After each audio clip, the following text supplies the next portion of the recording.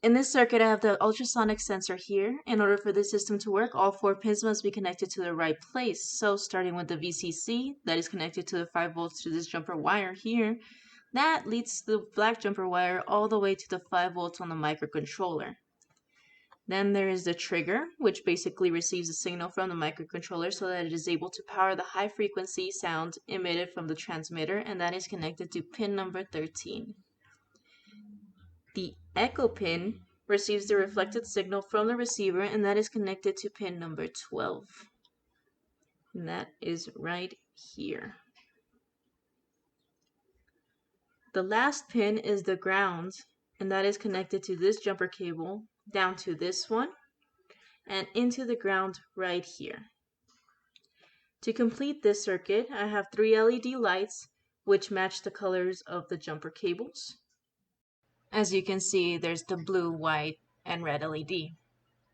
Then there is also the buzzer right here, which is connected to pin number 2, and the positive end must face the jumper wire so that the whole circuit works properly. Here's the code I use. It starts by defining each variable with its corresponding pin. As you can see here, there's the trigger, echo, the LED lights, and the buzzer. And it also shows the speed at which the computer exchanges information with the microcontroller, which is 9.6 kilobytes per second. And we go down here. You can see the duration, distance, and distance in inches is defined as these formulas. And then the duration is basically the time of flight, or in other words, it's the time that sound took to go from the transmitter to the object and back to the receiver. Then here we have the conditions for the LED lights and the buzzer.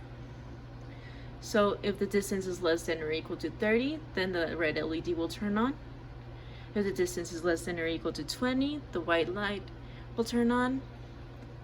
And if it is less than or equal to 10, the blue LED will turn on. Now for the buzzer, it has to be less than or equal to 5 for it to beep. Now if the distance is more than 100 centimeters, then the serial monitor will read out of range. So this is what it will look like on the serial monitor. If I put an object closer, then the distance will decrease. If I put it farther, then the distance increases. And if it is a distance greater than 100 centimeters, it will be out of range like so. This can also be seen on the serial plotter. This is the graph.